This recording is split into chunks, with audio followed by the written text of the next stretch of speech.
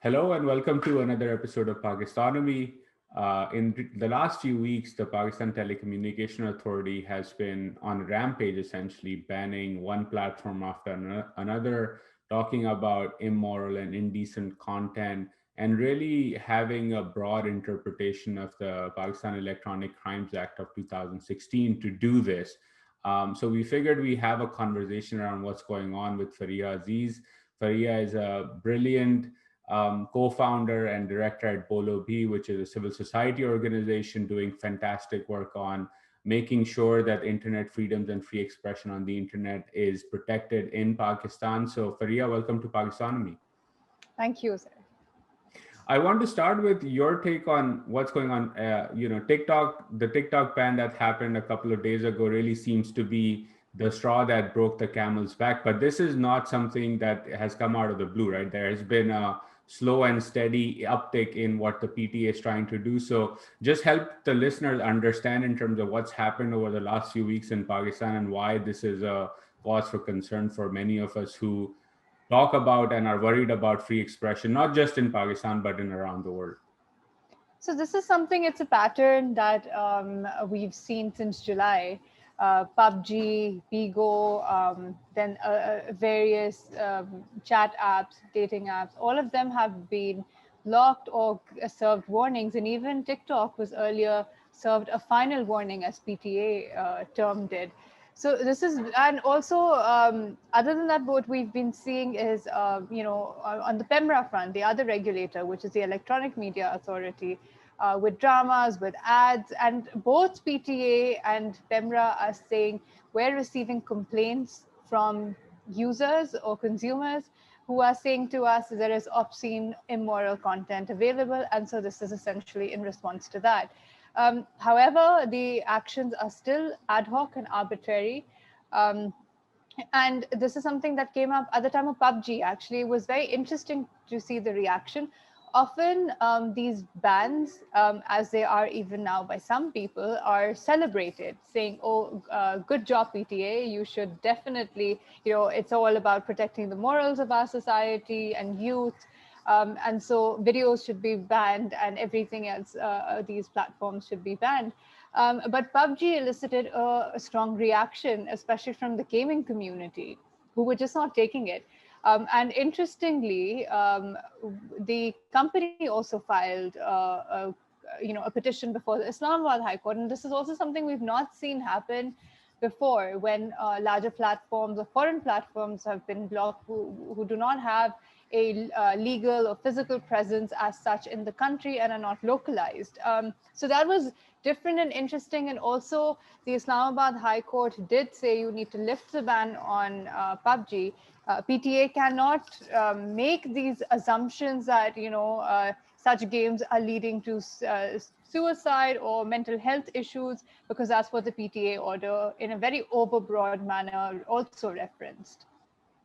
So, I mean, look, the PUBG thing is unique, right? The gaming community came out, and it's very hard to argue that suicide or other issues with video games are being caused, particularly in a place like Pakistan, because there isn't a lot of research. There is global research that the PTI, I would argue, could have used in this instant, but overall they just can't argue that. But when it comes to morality and decency, there it's even hard to go in front of the courts and make that point, because you never really know what the position the court is going to take, because technically the law does say it, right? But then who defines indecency and immorality is a question. So what's your take in terms of that dichotomy, right? That on one hand, something like gaming can lead the Islamabad High Court to say, well, you can't really do this, but in other more cultural issues, should companies go to the court and risk having that precedent be set where the court basically says that this definition of the PTA is correct?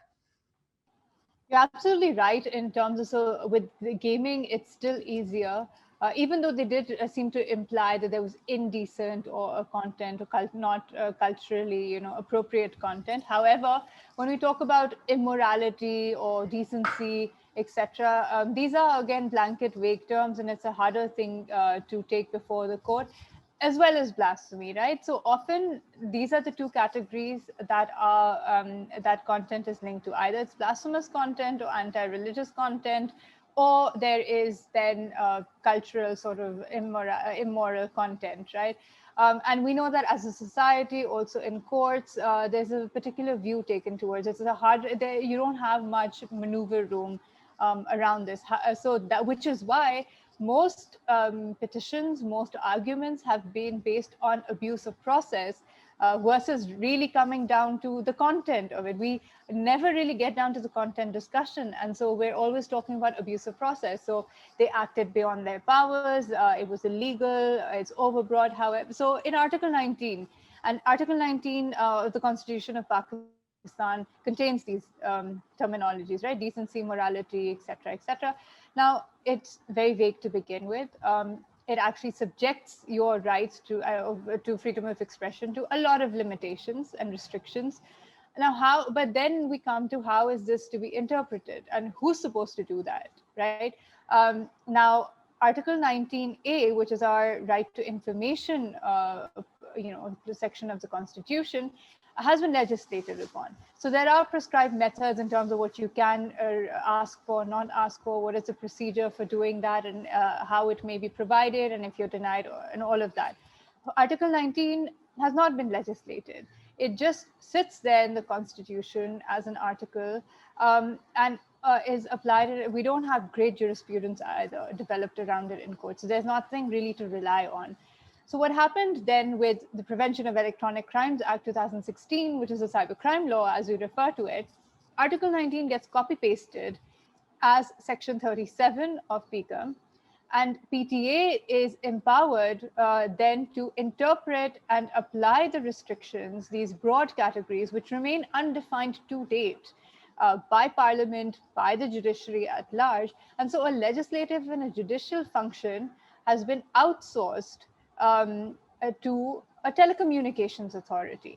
And so And just to pause right there, because this is a very interesting point that I kind of want to, dive a bit deeper on, is that what has happened through that, because the act was legislated upon by Parliament. So parliamentarians gave up a fundamental legislative issue which they should have legislated on, and the will of the people technically should have been exercised upon in terms of what the rules around Article 19 are, has been given to unelected, largely unaccountable authority in the form of the PTA. Am I understanding that correctly? Yes, to bureaucrats essentially is observers who exercise this function, the executive, right? And so, a lot of us, many of us, continue saying Section 37 needs to be repealed. To us, it's unconstitutional. Even in the manner in which Parliament framed it, we find it to be unconstitutional. But that's obviously a different debate. However, if you look at how courts have also over the years directed regulators, courts have also been somehow outsourcing their function, judicial powers, very happily to these regulators who are not independent at all. They may be statutory bodies created through acts of parliament. However, we know that in the exercise of their functions, they're not completely independent, and they do take direction from, whether it's the executive or others, which is a problem. So we don't have an independent regulator. Then we have regulators who arbitrarily decide things. So again, there's this, because everybody's been used to PEMRA functioning for television, they think that PTA should act as a PEMRA for the internet. That is so misconceived, because the medium is completely different, right? How you consume your information is very, very different. So television, and again, PEMRA basically regulates its licensees. What we've been arguing is that internet users are not PTA's licensees. And also, like, PEMRA is not the shining light and No, it's example not, that should be not at replicated. all. So one is that argument. The other thing is we're not PTA's licensees. Secondly, the platforms that it seeks to regulate are also not PTA's licensees, right? The only licensees here are the ISPs, which are the intermediaries, and basically are not making the content decisions and should not be making the content decisions. So this is a larger freedom of expression and your constitutional rights argument, and PTA is constantly violating also due process. So PTA does. So while PEMRA has, let's say, a code of conduct, and I was recently asked whether I think that an ethics committee should exist within the PTA for the internet. And I don't believe that a censor board for the internet should exist at all, right? One, because of the medium. If I'm not going to the content, I'm not seeing it. The second part is, if you're concerned about children, there are other parental control mechanisms, and parents need to do that. The state and the regulator have no business other than maybe facilitating the tools that people can use, so self-help tools, but not making those decisions for us, right? The whole problem right now is we want to subject other adults to our version of morality. And this is the fundamental issue with how regulation is done in the country. It's not enough that we don't see it. We don't want others to see it either.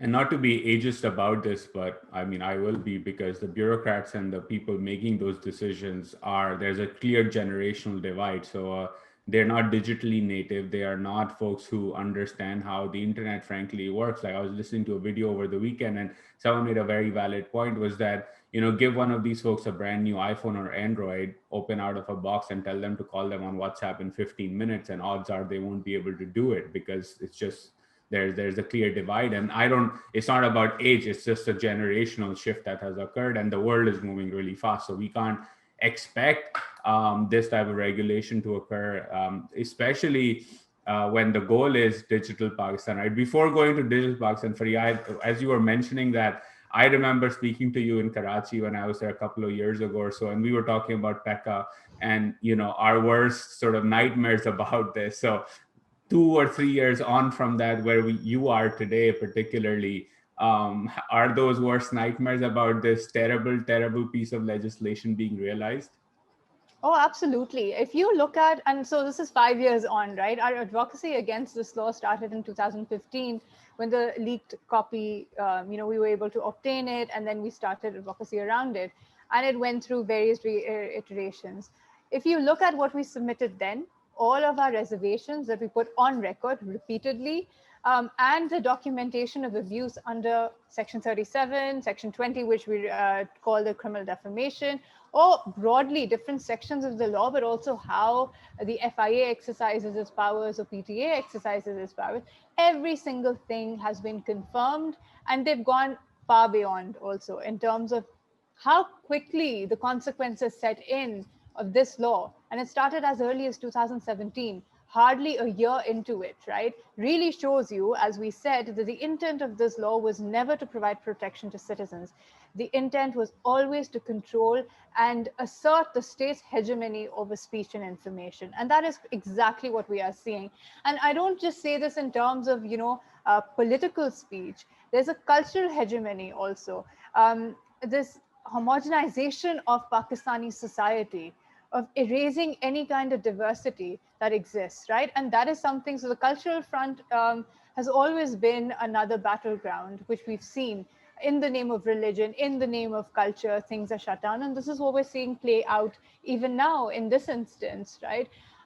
So obviously those fears have been confirmed. The other thing is that, they go on acting arbitrarily. The PTA, there's course of judgments, Islamabad High Court, for instance, which had to remind PTA that, look, you have to give notice and an opportunity of hearing, you have to pass reasoned orders. Now, these are very basic things in law that exist outside of PECA and otherwise, and things they're aware of, but they do not do. And they have to be served reminders by the High Courts repeatedly each time there's abuse, but they're not taken to task. And then you have the social media rules, right? The whole conversation around that, where first, secretively, just like the law, they introduced it. Then there was confusion about, has cabinet approved it, not approved it? And here we are, 2.0, news reports saying, that they held this sham consultation process, which we boycotted and a lot of others did, because we knew this was just eyewash. It's going to be a process to try and seek legitimacy and show everyone, oh, look, we took their input and now here they are. But the version of the rules that we're hearing about are very similar to the ones that were opposed, right? So nothing really has been done. To your point about, how, and as people say that, oh, but these are these boomers sitting in these organizations who are really taking these decisions.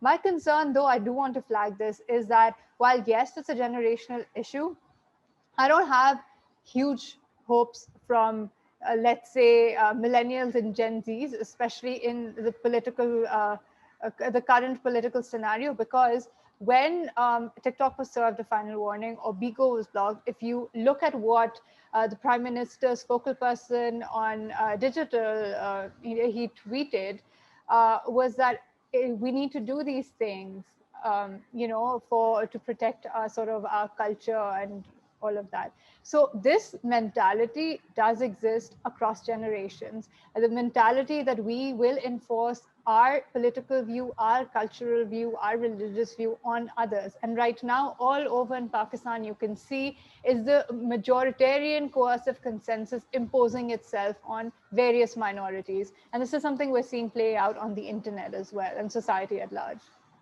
No, I think that's a valid point, and we can talk a bit about this issue in terms of how even Gen Z or millennials have this perspective about guarding the culture and fortress Pakistan, almost one could call it, that mentality. But before I do that, just in terms of advocacy, right? The opposition, led by the PML-N now, the party that pushed through PECA back in the day, is trying to talk now about fundamental constitutional rights, or at least frame its position in terms of what's going on, and whether you take it with a grain of salt or not is your political perspective. But there is an opportunity, I would say, in terms of advocacy and forcing them to take a position on these laws and make an argument for why reform is needed. Are you sort of optimistic that that kind of advocacy has a chance in terms of at least convincing the folks now in opposition but who are in power, who put some these types of draconian measures back in the day? So certainly the advocacy needs to continue, and it is. So far as optimism is concerned, I'd like for them to do things and vote a certain way in parliament versus speeches online on the streets for me to actually believe that they're serious about this. So while, yes, certainly it is great that they are now talking about fundamental rights in the Constitution, and it had to happen to them for them to realize, I also don't believe that none of them knew what they were doing, right? Whether it was PML-N or whether it was the opposition, because opposition initially as allies in the National Assembly, in the Senate, they had a majority, but they passed a very so the amendments that were made were very cosmetic at the Senate stage to this bill. So they also knew what they were doing. When push comes to shove, and this is something we repeatedly reminded them, that they cave and they, don't cater to rights. And so it's PECA is actually a result of the compromises of all political parties. It's not, the PML-N certainly bulldozed it, but the opposition didn't do enough. However, having said that, now with PML-N, PPP, and all the others as a joint sort of opposition, they need to, I would say, undo what they started in the first place. Look, sedition, PECA, etc. I mean, okay, now that you see that in an FIR against Nawaz Sharif, you have cyber terrorism section 10 of PECA, has been used against journalists prior to this. It's been used against PTM activists as well. And sedition as well. 2 years, people have been fighting these battles. Now it's come to the heart of Punjab, to your largest political party, opposition. That's why suddenly we are remembering the Constitution and fundamental rights, and we need to. So what I really want to see from the opposition, if it's really meaningful discourse about the Constitution and fundamental rights, is linking that to the struggle of citizens and activists who have been on the fringe, who have been fighting their battles, joining that and actually voting to amend and repeal not just parts of PECA, hold a FIA accountable as well, but also get rid of criminal defamation that lies in the PPC. You need to get rid of sedition. So you need a larger, broader agenda of freedom of expression that goes beyond speeches. I want to see these things happen in Parliament. Yeah, I think it's when the foot of these draconian laws and methods is on the neck of the other side. In this sense, the PML, and now you remember what havoc can these things wreak, right? And it's funny because in a way, Pakistan got its independence in 1947, but rulers since 1947 have relied on colonial era laws that were meant to suppress people after the War of Independence of 1857, or the Mutiny as the British call them, these measures and these laws have a history. They were put in place after that to suppress voice of the citizens of the subcontinent at that time. And for some reason, one reason or the other, whether it's India, Pakistan, or Bangladesh, rulers in all these countries love using these colonial era laws, even though they say or claim to profess independence from that history. Switching to this idea of millennials and Gen Z, and I wrote about this in the context of brand Pakistan versus product Pakistan, and the fact that digital Pakistan, for example, was a great branding exercise, but a branding and marketing exercise can only go so far when the product itself has bugs, or I would say features in them, which are about banning things. And you cannot have an innovation economy, an economy that is creative, and a society that is creative, while enforcing these measures, because creative people are by essence rule breakers. They don't like the status quo and they want to change it. And Pakistan has had this decades long experiment in thought control, in suppressing expression, and controlling all of that. So what's your take in terms of the aspiration of something like a digital Pakistan, with the reality of the fact that the state itself is sort of this guardian of people's thinking? And does that work in an environment when you're trying to modernize an economy while the status quo says we need to control what people think and do online and offline? No, absolutely not. There's an inherent contradiction in that, and you pointed out really well, especially in the innovation part of, what you wrote, that if you are somebody who's creative, but you're going to be held by all of these confines, and then how can you possibly expect someone to also follow rules very stringently, but also think out of the box and give you all of these solutions? And over a long, period of time, this is only going to be detrimental to your own state and society. There's no way we're progressing. And honestly, this vision of digital Pakistan, and we'll let the leash loosen the leash as much as we want, but then tighten it when we want as well. It's really not going to work. And digital Pakistan, how are you aspiring towards a digital Pakistan when the only message that you send out, in fact, you send out the message the same day that you publicize that, the Prime Minister has spoken to Sheryl Sandberg, CEO, about investment, and then you go and ban a very popular app. Look at the numbers for TikTok, look at the numbers for Bigo. And there is a class aspect to it as well, right? So working classes are using these platforms. And so this is inherently elitist behavior as well, right? Where you don't like it, it's not palatable to you, so you're going to block it.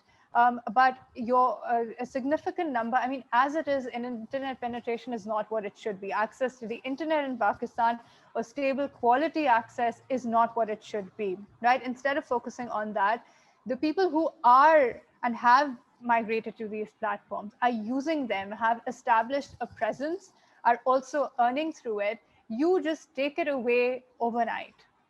So how do you think that you're going to progress at all? The other thing I will say is that, look, I think this modernity digital Pakistan project is as similar as Musharraf's enlightened moderation, right? So here you have your dictator saying, oh, so it's very lifestyle liberalism, which was Musharraf's project, right? So let them, and like MBS, let them have a fashion show, let women drive, but let the ones who actually fought for it remain in jail, right? And that's really what it's all about. It's all a facade to show how you want to progress and everything, but in real life terms, on ground, giving out those rights or upholding them, that's not happening anywhere. So we're not going to get anywhere with this. You can't, straddle these two sort of contradictions. You want this and that. And we need to we need course correction immediately. And so, what does that course correction from your perspective look like? And I agree that this sort of being socially liberal in the Musharraf experiment was considered like the solution to Pakistan's radicalism and radicalization problem. And in fact, socially liberalism does not mean that you're progressive. People misconflated that, and to this they continue conflating that. And now you have this Digital Pakistan initiative where the foundational elements of a digitization economy or digital economy are not there, are weak foundationally, but this facade is created about how we want to digitize. So moving forward, like what are from your perspective, things that need to happen either in the political domain, but I would like your thoughts on primarily on also on the societal domain, to move the country forward in terms of becoming more creative and expressive and tolerate different ideas and dissent, whether online or offline. So what I referenced at that time, it was socially liberal. Right now, we're on a socially conservative, platform where it's popular to show yourself to be this pietist sort of prime minister of society or whatever, irrespective of what the ground realities are, right? So, like I said, the facade. That's all we get, whether it's from a Musharraf or an Imran Khan or whatever. So it's really not very different. What we do need is an understanding of one, the internet as a medium, which does not exist. And not only does it not exist in society, but within the judiciary, within parliament, within government institutions. There are generational perspectives, and those need to be recognized. But what I don't only see, let's say, how we say the boomer generation as a threat, because okay, fine, they'll eventually pass on. It's the millennials and Gen Zs who are so taken up also by these populist narratives, right? And in being populist, what we don't do is go to the depth and nuances of issues to really understand right now.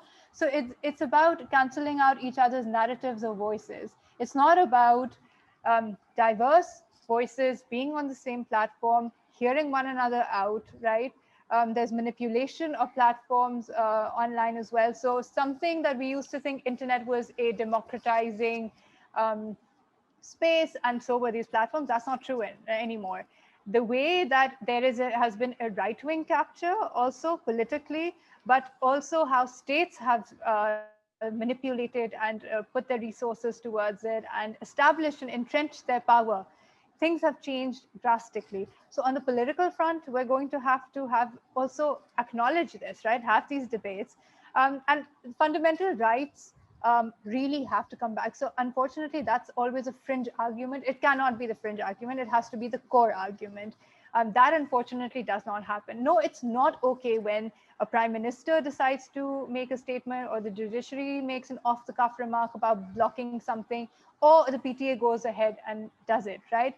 We have to look at the scheme of the law. So problematic issues with the law, while they remain, what is it that the Constitution gives us by way of due process, that we can at least hold them to account while we discuss repeal and taking things out, right?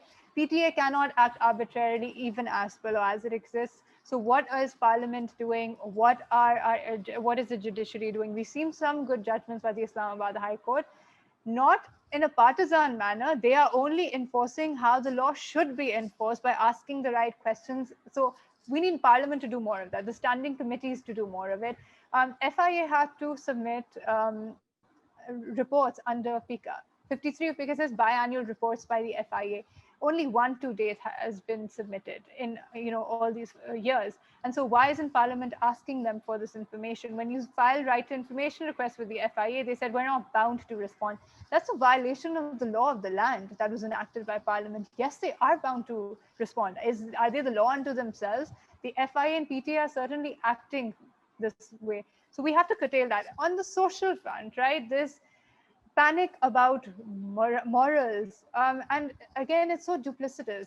Look at the levels of sexual violence and other things that are reported. Even that is, oh, is it because there's obscene content, that's why it happens? That is completely untrue. When there was no television and the internet, did people, was there no sexual violence? Was there no crime? Over a period, so obviously we can talk about intensifying and other dynamics, etc. But the fact is that these things have existed. They may intensify, but it's not just going to go away because the internet or tomorrow it'll be something else, right? You can't. There can't be this siege mentality where you're just going to shut down, because that's not helping you. You shut yourself off from the world is going on. You're not doing yourselves or your society or your nation any favors. So try and understand the medium, try and understand the issues and why they occur, and try. And as far as content is concerned on platforms, this is also from the corporate government nexus, right? where it's not okay if TikTok had, based on government request, removed X number of videos. Right now, the primary question is, when we talk about notice and opportunity of hearing and reasoned orders, this should not be a process between the government or PTA or the company. The user has to be central to this. The person who put up the content, the person who invested their resources into the following and the ad base and all of that, the platform is monetizing and is getting any kind of popularity based on its users. So the users are kept out of the fray. Then they go ahead and go talk to regulators and governments and decide to arbitrarily remove user content or users from the platform, or the government decides or the PTA decides to remove the the platform completely. So really centralizing the user question, their rights, whether it's from a constitutional point of view or platforms also in terms of how they implement their rules or community guidelines or whatever it is. So I think on your point in terms of these things happening not because of Bollywood or Hollywood, they're part of our society, right? I see some classical texts back in your bookshelf. I was thinking of, as you were talking about, that Baburnama, which, if folks haven't read, it's the biography of Emperor Babur, who founded the Mughal Empire, in which he very openly writes about and talks about his and his tribe's love for young boys. It's called Bacha Bazi in Afghanistan and in other parts of Central Asia, which is, now that we think about it, are acts of sexual abuse towards young boys and girls, which continues to be an issue in society. And these are deep societal issues that are part of centuries of traditions that have, been around in our part of the world. And so honor killing, karo kari, all that sort of stuff, or abuse of women. 1 in 4 Pakistani women face some sort of violence after they turn 15.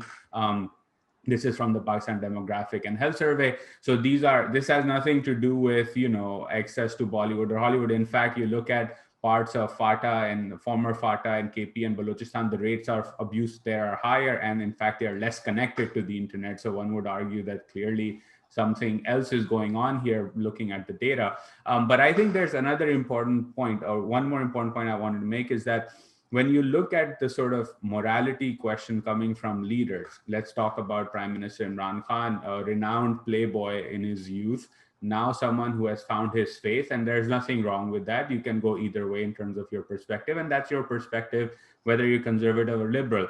But it is the sum of his experiences as a man growing up in the West, in England, having parties with British royalty, and then refinding or finding his faith again as an adult or older man, that has made him who he is.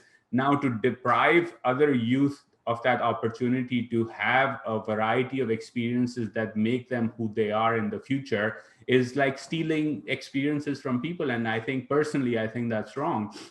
But more importantly, the conversation that is not being had because of this debate is that the real issues, for example, you have end-to-end encrypted platforms that are really popular in Pakistan, where sex clips go viral, where child pornography is an issue, where harassment of women on social media is a very common thing, including death threats, and it caused a lot of trauma.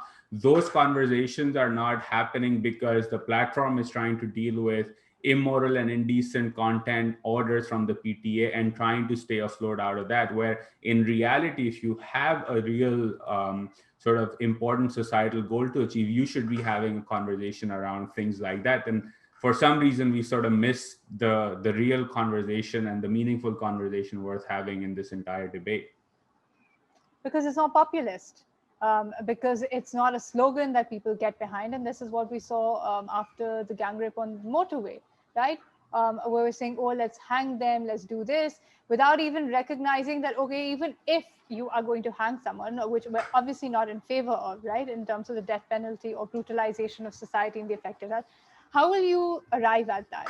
You would have to investigate, catch someone through the process, prosecute, and at the sentencing stage is when you're going to hand out that punishment. How are you going to jump through those loops where you have a 4% conviction rate because of all the flaws that exist in your, starting with the investigation stage, all through prosecution and judicial other impediments? So you don't want to work on that. You don't want to do the hard labor of understanding issues and fixing them. All you want to do is come on television, make a statement, and everybody sort of cheers at it, and that is it. right? And this is exactly what happens with morality. It's that we don't want to address child sexual abuse. We don't want to address sexual violence.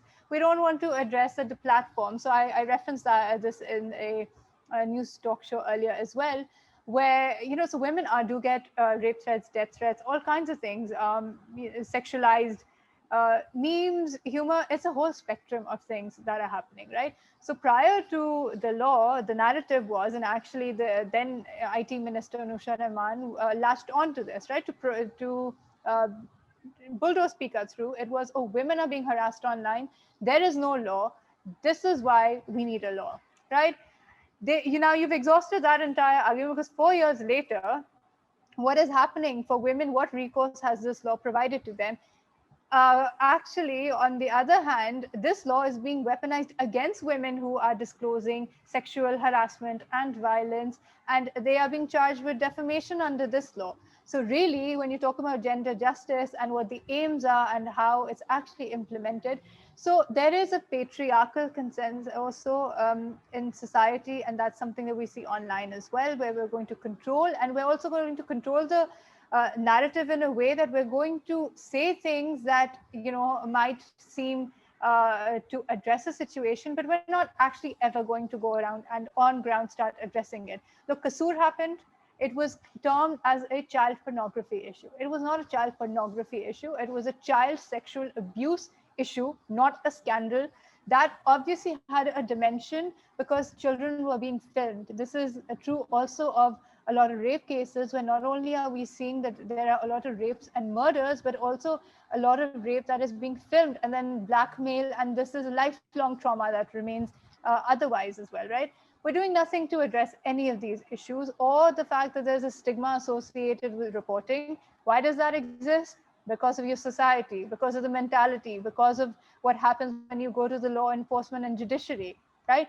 None of this we want to address. So actually what we do is that when we talk about all of this morality, we're entrenching all of these very harmful negative attitudes that prevent people, whether it's children or women or even men, and male rape also happens, right? And it's something we don't want to acknowledge in this society. So you prevent all those who require platforms to speak about their issues. You require that this element of criminal activity in your society that should be resolved, you're deflecting. And you're actually entrenching all those harmful attitudes that prevent these people from coming forward and any chance at justice. So really we need to assess what is it that we're doing, and also where is the proof. I was on a talk show again on the TikTok bang, and a gentleman from PTA joined, and he said that this happens all over the world. This is how regulation is done. No, this is not how regulation is done around the world. I'm sorry, but that's a completely false statement to make. But where are the people in your state institutions or otherwise fact checking this information? This government is all about fake news, borrowing from Trump. They weaponized this fake news, right? And to discredit journalists and anybody who's raising any critique. Where is your information? Where is your corroboration? Even with the social media rules, but this is how they do it. No, in the UK and elsewhere, white papers were published. There was a whole several-year consultative process. Laws have been struck down in There were other series of jurisdictions. parliamentary hearings during that period. Absolutely. Laws were struck down. The European Court and even in the UK, their Investigatory Powers Act, because it infringed, privacy protections, etc. In the US, NSA, there has been sort of rolled back and check and over in the national security paradigm. So there have been all of these shifts and conversations. So what world are we living in, and what examples are we given? Are we giving people, and people are also readily accepting them without questioning that whether this is true or not.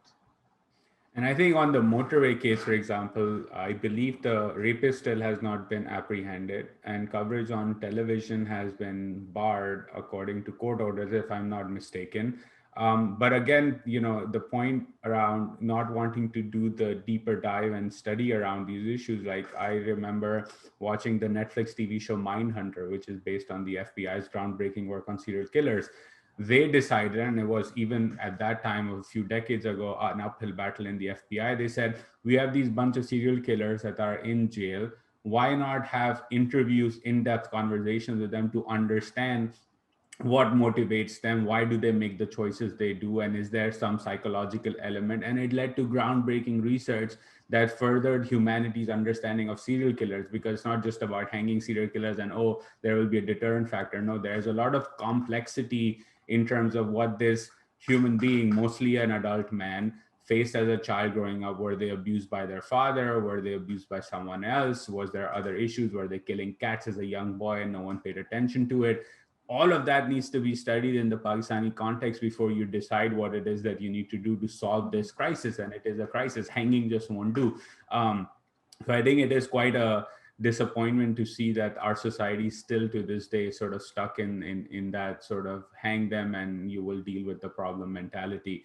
I know we're coming to the end of our time, so I want to spend the last few minutes in terms of your point of view in terms of looking ahead. What's next? Is this going to be, are there going to be new social media rules and then a VPN control? Is Pakistan, the question I have is Pakistan moving towards the firewall, a great firewall of China model? Is that the goal, or how do you see things evolving in the next few weeks and months? We've always aspired to be a China in that sense, for control, while preserving this facade, as I said, of this modern progressive democracy, which we're obviously not. And so I don't, so it's going to be either they're going to shed this facade and it's going to be outright fascist. But if not, then this insidious fascism is going to continue, as we are seeing right now.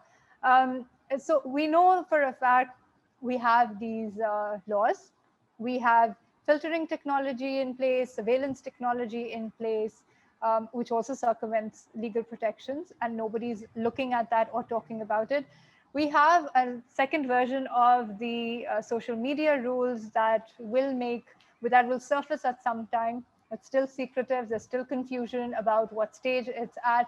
And there's no reason to believe that it's going to be substantially different or better. We have a data protection bill, which was, for a change, they put it out on the ministry website and solicited comments. However, that has data localization clauses in it as well. Just like the social media rules want companies to establish offices and also provide, establish servers, hand over information. So all of that is still very much there. So we're going to see this pattern continue. Also with the data protection bill, the state is exempted. So the state holds so much information and authorities hold so much information. So it's all sort of private sector. There's no differentiation between larger organizations, smaller organizations, penalties, liabilities are the same. That's just not how it's done. So really, I don't know who sits in what office and decides this brilliant scheme of, 15 years we've been talking about a data protection bill. 2005 is when a significant version emerged. It's 2020 now. We still do not have data protection or privacy laws in Pakistan. But we do have criminal laws which excessively criminalize speech, have been used against journalists and dissidents and citizens, and now political parties in opposition. And ironically, this is a law that was used against social media workers of the PTI when Noon League brought this law. And PTI, when they saw this law, said, oh, this is made just for us, because this was a party that rose from social media, right? A lot of its sort of narrative and everything. Now you have it's come full circle. The ones who introduced this law are the ones who are being charged under this law. And this is a loop that Pakistan and Pakistani politics and society, that's all we've seen over a period of years, right? So really going forward, we need to scrutinize these specific laws. We need to get rid of the ones that are being used. We need a holistic approach, and we need a consolidated approach. So it can't just be, but this is happening to political parties and journalists and in different sort of segments. You can't compartmentalize this. This is a freedom of expression and democracy issue for all of us, including threats to women online. It's not a women issue. It's a safety issue. It's a society issue. It's a democracy issue, especially when your journalists are targeted. There was a statement, women in the media, attacks on women in the media. For doing their jobs, they're attacked on the basis of their gender. That is most certainly a free expression and democracy issue. It should not be sort of categorized as only a woman thing. So the other thing is for male allies or just anybody, whether it's political parties or the legal fraternity or even the journalist community, to recognize that this is a collective fight. This is not about men leading and men doing certain things. It's about all segments of society coming together collectively for all our freedoms. Well, I fully agree with that, and I think we need to be mindful of the fact that the strategy from the other side will be to divide and conquer. Again, going back to the British, we love British strategies and British laws in the subcontinent, including Pakistan, and I think like from the data protection angle, like I would like to see two things being made public in the first Data Protection Act if it were to ever pass. What information and what agencies are seeking what information from NADRA in terms of citizens' records and their details, and two, what information, including locational data, is our agencies, investigative agencies in Pakistan seeking from telecommunications companies. I would like to know whether people's data, your friends' data, our friends' data, is being shared and under what pretext and under what clauses. And you're absolutely right. The state is the biggest hegemon when it comes to using a lack of a data protection bill to find out information about people and either leaking them or using it for whatever purposes. But that is, I think that should be the real conversation versus having data localized so that the FIA can go in and take away people's laptops because they think there's certain information that they need access to. And in that environment, and I think you will agree with this, major internet companies, for example, every Pakistani official who comes to Washington, D.C. or New York or goes to Silicon Valley talks about having PayPal in Pakistan. They're not going to invest in Pakistan under this kind of an environment. And again, this facade of digital Pakistan will be nothing more than a facade as long as the structural issues are not addressed. Absolutely. And Digital Pakistan can't be this PR campaign or, oh, come visit and invest and travel in Pakistan if you're not going to put in you're not going to get your policies right, if you're not going to get your laws right. And also, one thing to understand is Pakistan is not, there is this very misconceived notion. Internally, they see Pakistan as a market, which is like India or other countries. No, Pakistan is not there yet. Right, and it's not there yet because of a lot of things that we haven't done right. Market-driven economics is about numbers also, and about policies. Companies were in India prior to a lot of the regressive things that we are seeing happen there, in terms of even the internet space and the digital space and the laws and regulations. Companies have not entered your market in the same way. You're talking about putting out all of these sort of regressive, control-oriented plans, which is great in a way because it shows you really what their intent is. But how is this an invitation when you're putting really a gun to somebody's head saying, if you don't hand over data, we're going to block you? Or the fact that you're saying, when you come here, we are going to make sure you hand over your data to us, right? And this is something the company should be wary of, no matter what they tell you in internal consultative processes, because this is a problem what companies do. Sure, companies will, as capitalist sort of organizations, they will try and seek those back channel consultations and try and work away with government. But what happens is that we on ground as citizens and advocates keep fighting for our rights, which often times is perceived as too confrontational and offensive. But really, when it comes to consequences, the same apply to your right to do business. And it's not going to change because they don't want to change their policies. They don't want to let go of control. And so companies need to figure out at Pakistan as a market, are they going to continue to appease and pander to the government for their own sort of gains, and at the cost of citizens and users? Because that's, in the long run, that is not going to help them out either. And it isn't clearly. If they can wake up one day and block a TikTok and a Bigo and re-threaten YouTube and all of that, you're not going to get any kind of regulatory certainty by talking to them or appeasing to them.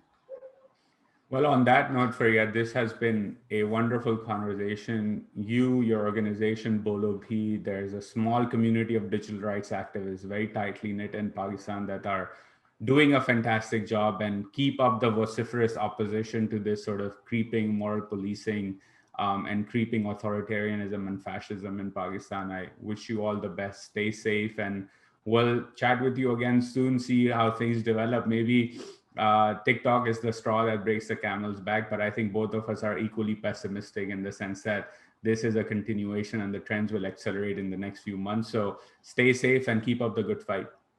Thank you so much.